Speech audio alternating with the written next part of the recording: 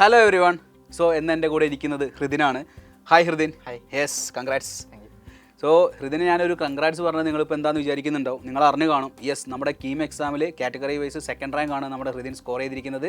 ഹൃദിൻ നമ്മുടെ integrated batch student ആണ്. നമ്മുടെ സൈലത്തിൻ്റെ ഫസ്റ്റ് ഇൻറ്റഗ്രേറ്റഡ് സ്കൂളായ ഗോകുലം പബ്ലിക് സ്കൂൾ, നമ്മുടെ കോഴിക്കോടുള്ള ഫസ്റ്റ് സ്കൂളിൽ നിന്നാണ് നമ്മുടെ ഹൃദിൻ +2 പാസ്സായിരിക്കുന്നത്. സോ നമുക്ക് ഹൃദിന് എങ്ങനെയാണ് ഈ ഒരു മാർക്കിലേക്ക് സെക്യൂർ ചെയ്യുന്നുള്ള കാര്യങ്ങളൊക്കെ നമുക്കൊന്ന് ചോദിച്ചറിയാം. സോ എൻ്റെ ഫസ്റ്റ് ചോദ്യം എന്ന് പറഞ്ഞിരിക്കുന്നത്, നമ്മളിപ്പോൾ കീം എക്സാം കഴിഞ്ഞു. അതായത് കീം എക്സാം അറ്റൻഡ് ചെയ്യുന്ന മുന്നേ ജെഇ മെയിൻസ് ചെയ്യുന്ന സമയത്ത് എങ്ങനെ ഉണ്ടായിരുന്നു? കുഴപ്പമില്ലായിരുന്നു. ജെഇ മെയിൻസ് അത്യാവശ്യം സ്കോർ ചെയ്യാൻ വേണ്ടി പറ്റി. അഡ്വാൻസ് ക്വാളിഫൈ ചെയ്തു. യെസ്. അപ്പോൾ ജെഇ മെയിൻസ് നന്നായിട്ട് എഴുതി. അതിനുശേഷം കീം എക്സാം ഒരു വെറുതെ എന്ന രീതിയിൽ എഴുതിയതാണോ? അല്ല, ഇന്ന് പ്രാക്ടീസ് പോലെ. യെസ്, ഒന്നും കൂടി ഒന്ന് സ്ട്രോങ് ആക്കി പ്രാക്ടീസ് ചെയ്യാന്നുള്ള രീതിയിൽ എന്ത് ചെയ്തു? കീം എഴുതി. കീം ഇപ്രാവശ്യം നമ്മുടെ കീം എക്സാം CBT മോഡലായിരുന്നു അല്ലേ? യെസ്. അപ്പോൾ അത് എഴുതുന്ന സമയത്ത് എക്സാംസ് കാണുന്ന സമയത്ത് ഏകദേശം എല്ലാ കാര്യങ്ങളും നമ്മൾ പഠിച്ച കാര്യങ്ങൾ തന്നെയായിരിക്കില്ല വന്നത്. അപ്പോൾ അടിപൊളിയായിട്ട് എഴുതാൻ വേണ്ടി പറ്റി. സോ സൈലത്തിൻ്റെ ഫസ്റ്റ് ഇൻറ്റഗ്രേറ്റഡ് സ്കൂളായ ഗോകുലത്ത് എങ്ങനെ എത്തിപ്പെട്ടു? ഞാനൊരു റിലേറ്റീവ് വഴിയായിരുന്നു ഇത് അറിഞ്ഞിരുന്നത്. ഓക്കെ. അപ്പം ഇൻറ്റഗ്രേറ്റഡ് സ്കൂള് ഫസ്റ്റ് ടൈമാണ്. ആദ്യമായിട്ട് ഫസ്റ്റ് ബാച്ചാണ് ഇവിടെ തുടങ്ങുന്നത്. ആദ്യമായിട്ടാണോ ഹോസ്റ്റലിൽ നിന്ന് പഠിച്ചത്? യെസ്. ഓക്കെ. പിന്നെ പിന്നെ ഇവിടെ വരുന്നതിന് വലിയ റിസ്ക് ആണ്. എല്ലാവരും പറഞ്ഞു ഇവിടെ അറിയപ്പെടുന്നില്ലല്ലോ ഫസ്റ്റ് സ്കൂളായ ഫസ്റ്റ് ബാച്ചാണ്. അപ്പം റിസ്ക് എടുത്ത് വന്നതാണ്. യെസ്. റിസ്ക് എടുക്കുക. സ്വയം റിസ്ക് ആണോ അതോ പാരൻസ് കൂടി സപ്പോർട്ടോട് കൂടിയാണോ വന്നത്? പാരൻസിന് സപ്പോർട്ട് കൂടിയാണ് ഫസ്റ്റ് സ്കൂളിലേക്ക് നമ്മുടെ ഹൃദിന് എത്തിയത്. ദെൻ ഹൃദിന് എത്തിയതിന് ശേഷം ഇപ്പം എന്ത് തോന്നുന്നു? ഇപ്പം നല്ല ഡിസിഷൻ ആയിരുന്നു തോന്നുന്നു. യെസ്, ആ ഡിസിഷൻ കറക്റ്റ് ആയിരുന്നു തോന്നുന്നു അല്ലേ? സോ ഫസ്റ്റ് ഇൻറ്റഗ്രേറ്റഡ് സ്കൂളിൽ എത്തുന്ന സമയത്ത് എനിക്ക് തോന്നുന്നു ഫസ്റ്റത്തെ ക്ലാസ് എടുക്കാൻ ഫിസിക്സ് ഒക്കെ എടുക്കാൻ വേണ്ടി ഞാനും ജാബിർ സാറും RP സാറൊക്കെയാണ് വന്നത്, എൻ്റെ ഒരു ഓർമ്മ ശരിയാണെങ്കിൽ ഫസ്റ്റ് ബാച്ചിലേക്ക്.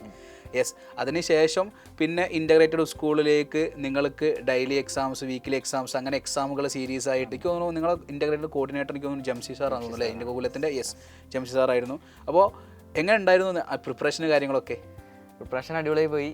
ഇപ്പം ആദ്യം മുതലേ ചാപ്റ്റർ തന്നെ എടുക്കുമ്പോൾ തന്നെ എല്ലാം സ്കൂളിൽ സാധാ സ്കൂളിൽ എടുക്കുന്ന പോലെ. അപ്പം അതെ, ഇതിനായി കോച്ചിങ് ഉണ്ടല്ലോ. കോച്ചിങ്, എൻട്രൻസ് കോച്ചിങ് ഉള്ളത് കൊണ്ട് തന്നെ എൻട്രൻസ് ഫാക്കൽറ്റീസ് അവരെ സ്ലൈഡ്സും അവരായിട്ട് അറിയുന്ന ട്രിക്സ് ഒക്കെ പറഞ്ഞ് വളരെ ഡീപ്പായിട്ട് ഓരോ ചാപ്റ്ററും നമ്മൾ പഠിച്ചു പോയി. അപ്പോൾ ഞാൻ ചോദിക്കട്ടെ, മന്ത് ആവുന്ന സമയത്ത് എന്തുണ്ടാവും?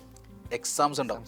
അപ്പോൾ ഈ എക്സാംസ് എങ്ങനെ പ്രോപ്പറായിട്ട് ഇപ്പം ഫസ്റ്റ് ഓഫ് ഓൾ ആദ്യമായിട്ടൊരു OMR ഷീറ്റിൽ എക്സാം എഴുതിയ ഫസ്റ്റ് ടൈം ആണോ? യെസ്. അപ്പോൾ ഫസ്റ്റ് ടൈം എക്സാം ചെയ്യുന്ന സമയത്ത് എന്തായിരുന്നു ഫീല്? തെറ്റിക്കൊന്ന് ചോദിച്ചു, ബബിൾ ചെയ്യുന്ന തെറ്റിപ്പോവും, അങ്ങനത്തൊക്കെ ഉണ്ടായിരുന്നു. പക്ഷേ വളരെ ബേസിക് ആയിട്ടുള്ള കാര്യം തന്നെ ആദ്യം തന്നെ ഡൗട്ട്സ് ഉണ്ട്. റൈറ്റ്. പിന്നെ എഴുതി റെഡിയായി. അപ്പോൾ ഞാൻ ചോദിക്കട്ടെ, ഫസ്റ്റത്തെ എക്സാം എഴുതിയ സമയത്ത് മാർക്ക് എങ്ങനെ ഉണ്ടായിരുന്നു? നെഗറ്റീവ് മാർക്ക് കൂടുതലായിരുന്നോ? നെഗറ്റീവ് അടിച്ചിരുന്നു. ഇഷ്ടംപോലെ അടിച്ചില്ലേ? ഓക്കെ. അത് ഓൾമോസ്റ്റ് ഫസ്റ്റ് ടൈം ചെയ്യുന്ന സമയത്ത് നമ്മളെല്ലാവരും തോന്നുന്ന ഒരു കാര്യമാണ് എന്ത്, OMR കാണുന്ന സമയത്ത് എല്ലാവരും വിചാരിക്കും അങ്ങോട്ട് കുറേ അങ്ങോട്ട് മാർക്ക് ചെയ്തേക്കാം, ഇപ്പോൾ കിട്ടാത്ത ആൻസർ ആണെങ്കിലും മാർക്ക് ചെയ്യുക എന്നുള്ളൊരു മൈൻഡ് സെറ്റിലായിരിക്കും ചെയ്തിട്ടുണ്ടാവുക.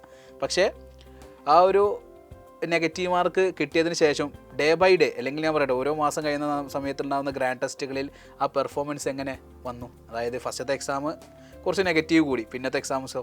പിന്നെ ഇമ്പ്രൂവ് ചെയ്യുന്നായിരുന്നു. നല്ല നെഗറ്റീവ് മാക്സിമം കുറക്കാൻ നോക്കി, അറിയുന്ന മാത്രം ഇങ്ങനെ ബബിൾ ചെയ്ത് പോകാം. അങ്ങനെ അറിയുന്ന മാത്രം ഇങ്ങനെ ബബിൾ ചെയ്യാനും അതിന് വേണ്ടിയിട്ട് പഠനത്തിൽ എന്ത് മാറ്റങ്ങളാണ് കൊണ്ടുവന്നത്? കുറച്ചും കൂടെ ഡീപ്പായി നോക്കി. ഇപ്പം അറിയാത്ത സാധനം നല്ല വൃത്തിയിൽ പഠിച്ചു. അതെ, കഴിഞ്ഞ എക്സാമിൽ തെറ്റിച്ച ടോപ്പിക് ആണെങ്കിൽ ലേൺ ഫ്രം മിസ്റ്റേക്സ് എന്ന് പറയുന്ന പോലെ തന്നെ അല്ലേ? ഏതാണോ മിസ്റ്റേക്സ് ഉണ്ടാക്കിയത് അത് കൂടുതൽ ഇങ്ങനെ വർക്കൗട്ട് ചെയ്ത് റെഡിയാക്കി കൊണ്ടുവന്നു. പിന്നെ അങ്ങനെ മാർക്ക് ഇമ്പ്രൂവൈസ് ചെയ്ത് വരുന്നു. അപ്പോൾ എല്ലാ സബ്ജക്റ്റും ഫിസിക്സ്, കെമിസ്ട്രി, മാത്സ്. യെസ്. അപ്പോൾ ഏതായിരുന്നു ടഫ്? കെമിസ്ട്രി ആയിരുന്നു ടഫ്. ഞാൻ പ്രതീക്ഷിച്ചത് ഫിസിക്സ് പറയുന്നതാണ്, കാരണം ഞാനൊരു ഫിസിക്സ് ഫാക്കൽറ്റിയാണ്. അപ്പോൾ ഫിസിക്സ് പറയുന്നത് ഞാൻ പ്രതീക്ഷിച്ചു കൊടുത്ത് പറഞ്ഞത് കെമിസ്ട്രിയാണ്. മാത്സ് ഈസി ആയിരുന്നു. മാത്സ് ഇക്ബാൽ സാർ എടുത്തുകൊണ്ട് കുറച്ച് ഈസി ആയിരുന്നു. ഓക്കെ, ഈസിയായി വന്നു. സോ ഫിസിക്സ്, കെമിസ്ട്രി, അതേപോലെ തന്നെ മാത്സ്, ഇത് മൂന്നും ഓക്കെയാണ്. വളരെ ഹാപ്പി ആയിട്ട് പഠിച്ചിറങ്ങി അല്ലേ? അപ്പോൾ ഇതിൻ്റെ കൂടെ തന്നെ നമ്മുടെ GAB സൈല നടത്തുന്ന എക്സ്ക്ലൂസീവ്, കേരളത്തിലുടനീളം നടക്കുന്ന എക്സ്ക്ലൂസീവ് എക്സാമാണ് എന്ത്? GAB, ഗ്രേറ്റ് ഇന്ത്യൻ ബാറ്റിൽ നിന്ന്. അപ്പോൾ ഈ ഗ്രേറ്റ് ഇന്ത്യൻ ബാറ്റിൽ എന്ന് പറഞ്ഞിട്ടുണ്ടെങ്കിൽ ഒരു മിനി മോഡൽ JEE എക്സാം, അതായത് computer based exam, CBT model exam. ആ CBT മോഡൽ എക്സാം എന്ന സമയത്ത് നോർമലി നമ്മളെല്ലാവരും ബബിളൊക്കെ ചെയ്തിട്ടാണ് പഠിച്ചുകൊണ്ടിരുന്നത്. പക്ഷേ എല്ലാ വീക്കിലും നമുക്ക് എന്ത് ചെയ്യാൻ കഴിയില്ല, CBT മോഡൽ എക്സാം കണ്ടക്ട് ചെയ്യാൻ കഴിയില്ല. അതുകൊണ്ട് നമുക്ക് മന്ത്ലി ആയിരിക്കും ഒരു ടോപ്പിക്കിൻ്റെ, കുറേ ടോപ്പിക്സിൻ്റെ ഒരു CBT എക്സാം ഉണ്ടാവുക. ഫസ്റ്റ് ടൈം CBT എക്സാം ചെയ്ത സമയത്ത് എന്തായിരുന്നു ഫീല്? CBT എക്സാം എഴുതാൻ വേണ്ടി സെൻട്രലിൽ കയറിയതിന് ശേഷം സീറ്റ് കിട്ടി. ക്വസ്റ്റ്യൻ വന്നതും കൈയൊക്കെ വരക്കാൻ തുടങ്ങി. ക്വസ്റ്റ്യൻ കാണുന്ന സമയത്ത് തന്നെ ചെയ്യാൻ പറ്റാത്ത അവസ്ഥ. കാരണം നോർമലി നമ്മളൊക്കെ ചെയ്ത് പഠിച്ചത് ബബിളിലാണ്. അതെ, ക്വസ്റ്റ്യൻ കാണുമ്പോൾ ക്വസ്റ്റ്യൻ സോൾവ് ചെയ്യാൻ നോക്കുമ്പോൾ തന്നെ പറ്റുന്നില്ല. പിന്നെ ഹാർട്ട് റേറ്റ് ഒക്കെ കൂടുന്ന ഫീൽ ആയിരുന്നു. പിന്നെ ഒന്ന് റിലാക്സ് ചെയ്ത് കുറച്ചു നേരം വെള്ളമൊക്കെ കുടിച്ചു, വെറുതെ ഓവർ ടെൻസ്ഡായി. പിന്നെ ശരിയാക്കി. അപ്പൊ തന്നെ ഒന്ന് റിലാക്സ് ആക്കി എന്താ സംഭവിക്കുന്ന കൺഫ്യൂസ്ഡ് ആയി ഉണ്ടാവും അല്ലേ? യെസ്. അപ്പോൾ ഫസ്റ്റ് ടൈം ആ ഒരു അതിപ്പോൾ ഞാൻ ചോദിക്കട്ടെ, ആ CBT model exam first time എഴുതിയത് ഈ JEE മെയിൻ എഴുതുമ്പോഴും ഈ കീം എഴുതുമ്പോഴും ഭയങ്കര ഹെൽപ്ഫുൾ ആയോ? ഫസ്റ്റ് ടൈം JEE എഴുതിയതിനു ശേഷം വിചാരിച്ചെന്ന് വെച്ചാൽ കഴിഞ്ഞ ഇത്ര എഴുതിയുള്ളൂ അങ്ങനല്ല. ഇപ്പം JEE എഴുതിയൊരു ഫീൽ ഉണ്ടായിരുന്നില്ല. സാധാരണ പോലെ ഇപ്പം മന്ത്ലി വെക്കുന്നില്ല, അതേപോലെ എക്സാം എഴുതി സാധാ പോലെ എക്സാം സാധാ സൈഡിൽ നടത്തുന്ന ഒരു GAB മോഡൽ ഒരു എക്സാം ആണ് JEE മെയിൻ തോന്നിപ്പോയി അല്ലേ? അപ്പോൾ അതുപോലെ വളരെ റിലാക്സ്ഡ് ആയിരുന്നു. അപ്പോൾ ഈ ഒരു ടെൻഷന് കാര്യങ്ങളൊക്കെ എക്സാം മോളിൽ നിന്ന് കുറച്ചത് നമ്മുടെ JAB തന്നെയാണല്ലേ? അപ്പോൾ CBT മോഡൽ എക്സാംസ് നമ്മൾ പ്രോപ്പറായിട്ട് പ്രാക്ടീസ് ചെയ്തു, നന്നായിട്ട് പഠിച്ചു. ലേൺ ഫ്രം മിസ്റ്റേക്സ് എന്നാണ് നമ്മൾ ഹൃദയം പറഞ്ഞത്. അതായത് മിസ്റ്റേക്സിൽ നിന്ന് ഓരോ ദിവസങ്ങളും അതിങ്ങനെ ക്രാക്ക് ചെയ്ത് റെഡിയാക്കി കൊണ്ടുവന്നു. ദെൻ ഇനി നമ്മുടെ ഇൻ്റഗ്രേറ്റഡ് സ്കൂളിലേക്ക് വരുന്ന സമയത്ത് ഇൻ്റഗ്രേറ്റഡ് സ്കൂളിൻ്റെ പബ്ലിക് എക്സാം എനിക്ക് ഓർമ്മയുണ്ട്. നിങ്ങൾ പബ്ലിക് എക്സാമിന് ഫസ്റ്റ് ഡേ എനിക്ക് തോന്നുന്നു നിങ്ങൾ പബ്ലിക് എക്സാമിൻ്റെ ഡേ ഞാനും ജാബിർ സാറും നിങ്ങളെ കാണാൻ വേണ്ടി വന്നായിരുന്നു അന്ന് എക്സാമിന് ഫസ്റ്റ് ഡേ പോകുന്ന സമയത്ത്. അപ്പോൾ ആ എക്സാംസ്, അതായത് പ്രോപ്പറായിട്ട് ബോർഡ് എക്സാംസ് എങ്ങനെ ഉണ്ടായിരുന്നു? കാരണം നമ്മളിപ്പോൾ പ്യുവർലി ഇൻ്റഗ്രേറ്റഡ് സ്കൂൾ എന്ന് പറയുന്ന സമയത്ത് എൻട്രൻസിന് മാത്രമാണ് എല്ലാവരും വിചാരിക്കുക. പക്ഷേ എൻട്രൻസിൻ്റെ കൂടെ തന്നെ എന്തും ഇമ്പോർട്ടൻ്റ് ആണ്. ബോർഡ് എക്സാമും ഇമ്പോർട്ടൻ്റ് ആണ്. ആ ബോർഡ് എക്സാം എങ്ങനെ ഉണ്ടായിരുന്നു? JEE മെയിൻ കഴിഞ്ഞതിന് ശേഷം ഇവരെന്താക്കിയെന്ന് വെച്ചാൽ ബോർഡിന് വേണ്ടി ഫോക്കസ് ചെയ്യാൻ തുടങ്ങി. അതെ, ബോർഡിന് വെച്ചാൽ ഫസ്റ്റ് ഫേസ് ജാനുവരിയിൽ കഴിഞ്ഞു, സെക്കൻഡ് ഫേസ് കഴിഞ്ഞാണല്ലോ ബോർഡ് എക്സാം. ഫസ്റ്റ് ഫേസ് ജാനുവരി കഴിഞ്ഞു, സെക്കൻഡ് ഫേസ് കഴിഞ്ഞു, അതിനുശേഷം എന്താണ് ബോർഡ് എക്സാമിന് പ്രിപ്പറേഷൻ. സെക്കൻഡ് ഫേസ് കഴിഞ്ഞതിന് ശേഷം ബോർഡിന്റെ പ്രത്യേകത വെച്ചാൽ ഒബ്ജക്റ്റീവ് അല്ലല്ലോ, സബ്ജക്റ്റീവ് അല്ലേ? അതെ, സബ്ജക്റ്റീവ് ആണ്. സബ്ജക്റ്റീവ് വൈസ് സ്ഥിരം വരുന്ന ക്വസ്റ്റ്യൻസും അങ്ങനത്തെ PYQs കൂടുതൽ ഫോക്കസ് ചെയ്തു, NCERT ഫോക്കസ് ചെയ്ത് NCERT ബുക്സും ഒക്കെ ഫോക്കസ് ചെയ്തിട്ട് ടീച്ചേഴ്സ് എന്ത് ചെയ്തു, എങ്ങനെ സബ്ജക്റ്റീവ് ക്വസ്റ്റ്യൻസ് വരിക എന്നുള്ള ലോജിക്ക് മനസ്സിലാക്കി വരാൻ ചാൻസ് ഉള്ള ക്വസ്റ്റ്യൻസ് പ്രോപ്പറായിട്ട് ട്രെയിൻ ചെയ്യിച്ചു അല്ലേ? അപ്പോൾ അതിലൂടെ തന്നെ, അതായത് മെജോറിറ്റി കുട്ടികൾക്ക് ഉണ്ടാകുന്ന ഒരു ബുദ്ധിമുട്ട് ഞാൻ മനസ്സിലാക്കിയത് ഇങ്ങനെ, അതായത് എൻട്രൻസ് ചെയ്യുന്ന സമയത്ത് പെട്ടെന്ന് ആൻസറിലേക്ക് എത്തണം. സബ്ജക്റ്റീവ് ആണെങ്കിലോ എല്ലാ സ്റ്റെപ്സ് എഴുതണം. അത് ഇൻ്റഗ്രേറ്റഡ് പഠിക്കുന്ന സമയത്ത് മെജോറിറ്റി ആളുകൾക്ക് ഉണ്ടാകുന്ന ഒരു ബുദ്ധിമുട്ടാണ് ഞാൻ മനസ്സിലാക്കുന്നത്. കാരണം പെട്ടെന്ന് ആൻസറിലേക്ക് നമ്മൾ എത്തും, പക്ഷേ സ്റ്റെപ്പ് വൈസ് ചെയ്താൽ എന്തായിരിക്കും നമ്മളെ ഈ ഒരു എൻട്രൻസിൻ്റെ പ്രിപ്പറേഷൻ സമയത്ത് അതൊരു ചിലപ്പോൾ ഒരു ബുദ്ധിമുട്ടായേക്കാം. പക്ഷേ എക്സാമിനനുബന്ധിച്ച് ഈ സബ്ജക്റ്റീവ് മാത്രം ചെയ്ത് ബോർഡ് എക്സാമിന് എന്താക്കി ആ രീതിയിൽ നിങ്ങളെല്ലാവരും പ്രിപ്പയർ ചെയ്തു, റൈറ്റ്? അപ്പോൾ ബോർഡ് എക്സാമിന് നല്ല മാർക്ക് സ്കോർ ചെയ്യാൻ വേണ്ടി പറ്റി, എൻട്രൻസിന് നല്ല മാർക്ക് സ്കോർ ചെയ്യാൻ വേണ്ടി പറ്റി. അപ്പോൾ എന്താണ് ഹൃദിൻ്റെ ഡ്രീം? എന്താണ് ഇപ്പോഴത്തെ ഡ്രീം എന്ന് വെച്ചാൽ ഇപ്പോൾ അടുത്ത കൊല്ലം JEE അഡ്വാൻസ് ക്രാക്ക് ചെയ്യണം. യെസ്, JEE അഡ്വാൻസ് ക്രാക്ക് ചെയ്യണം. അത് ഇപ്രാവശ്യം JEE അഡ്വാൻസ് ക്വാളിഫൈഡ് ആയി, പക്ഷേ നമുക്ക് വിചാരിച്ച ഇവനെ ആഗ്രഹിക്കുന്ന IIT കോളേജിൽ ഇവന് എത്താൻ പറ്റിയിട്ടില്ല. പക്ഷേ ഇവനത് വിടാൻ തയ്യാറല്ല. നമ്മുടെ സൂപ്പർ 30 ബാച്ചിൽ ഇവൻ ജോയിൻ ചെയ്തു. നേരെ ഇപ്പം തന്നെ പഠിത്തം സ്റ്റാർട്ട് ചെയ്തു. ഇപ്പം എന്നിട്ട് സൂപ്പർ 30 ബാച്ചിൽ എങ്ങനെയാണ് പോകുന്നു പഠിത്തവും കാര്യങ്ങളൊക്കെ? ക്ലാസ്സൊക്കെ നല്ല വൃത്തിയിൽ അടിപൊളിയായിട്ട് പോകുന്നു. യെസ്. അപ്പോൾ ഇവൻ ആഗ്രഹിച്ച് വന്ന IIT കോളേജിൽ എത്താൻ വേണ്ടിയിട്ട് ഇവൻ എന്ത് ചെയ്യാണ്? ഒന്നും കൂടി ഹാർഡായി ട്രൈ ചെയ്തുകൊണ്ടിരിക്കുകയാണ്.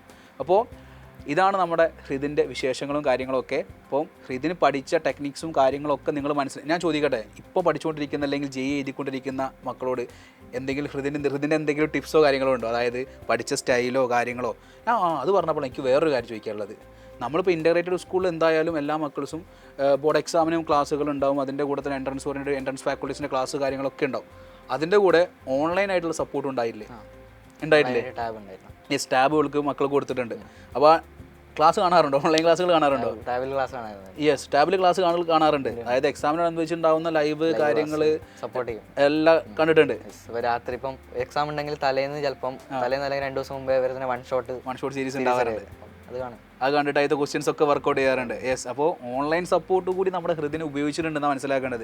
അപ്പോൾ ഒരു ഇൻ്റഗ്രേറ്റഡ് സ്കൂളിലേക്ക് വരുന്ന സമയത്ത് നിങ്ങൾക്ക് എന്ത് ചെയ്യുക, ഡെയിലി എൻട്രൻസ് ഫാക്കൾട്ടീസിൻ്റെ ക്ലാസ് നിങ്ങൾക്ക് ഉണ്ടാവും. അതിന് പുറമേ നിങ്ങൾക്ക് ടാബിൻ്റെ സപ്പോർട്ട് ഉണ്ടാവും. ഈ എക്സാംസ് പ്രോപ്പറായിട്ട് ഉണ്ടാവും. അതിനുശേഷം JAB model, that means CBT model JAB exams ഉണ്ടാവും, മോക്ക് എക്സാംസ് ഉണ്ടാവും. അത്രയും എക്സാംസിലൂടെയാണ് നിങ്ങളെ പ്രിപ്പയർ ചെയ്ത് കൊണ്ടുവരുന്നത് ഇൻ്റഗ്രേറ്റഡ് ബാച്ചിലേക്ക്. സോ സൈലത്തിൻ്റെ ഫസ്റ്റ് ഇൻ്റഗ്രേറ്റഡ് ബാച്ച് സ്റ്റുഡൻ്റ് ആണ് നമ്മുടെ ഹൃദിൻ. ഇനി ഇപ്പോൾ കേരളത്തിൽ ഉടനീളം ഇൻ്റഗ്രേറ്റഡ് ബാച്ചിൻ്റെ എണ്ണം എത്രത്തോളം ഉണ്ടെന്ന് എക്സാക്റ്റ് എനിക്കറിയില്ല, കാരണം അത്രയ്ക്കും ഇൻ്റഗ്രേറ്റഡ് ബാച്ചുകൾ ഇപ്പോൾ ഉണ്ട്. അപ്പോൾ ഇനി വരാൻ പോകുന്ന മക്കളോട് ഹൃദിന് എന്താ പറയാനുള്ളത്? എന്തെങ്കിലും ഒരു ഐഡിയ? തെറ്റുന്നത് ആദ്യം തന്നെ പറഞ്ഞ പോലെ തന്നെ മിസ്റ്റേക്സ് എന്ന് പഠിക്കുക, അധികം നെഗറ്റീവ് മാർക്കിങ് കുറയ്ക്കുക മാക്സിമം. അതെങ്ങനെയാണ് കുറച്ചത്? അതും കൂടി അവർക്ക് പറഞ്ഞു കൊടുക്കണം. അത് എക്സാംസ് എഴുതി തന്നെ കുറേ എക്സാംസ് തന്നെ കണ്ടക്ട് ചെയ്യുക. വേണമെങ്കിൽ പ്രീവിയസ് പേപ്പർ സ്വന്തമായിട്ട് എടുത്ത് ചെയ്ത് നോക്കുക, ടൈം നോക്കുക. ഓക്കെ, അങ്ങനെയൊക്കെ ചെയ്തിട്ട് റെഡിയാക്കി എടുക്കണം എന്നാണ് നമ്മുടെ ഹൃദയം പറയുന്നത്. സോ നമുക്ക് ഹൃദിനെ ആഗ്രഹിച്ച പോലെ ഹൃദിൻ്റെ സ്വപ്നത്തിലേക്ക് എത്താൻ ഇനി നമുക്ക് ഹൃദിൻ്റെ സപ്പോർട്ട് കൊടുക്കാം. സോ ഇനി ഫ്യൂച്ചറിൽ നമുക്കൊരു നല്ലൊരു IITian ഉണ്ടാവട്ടെ. So all the very best man.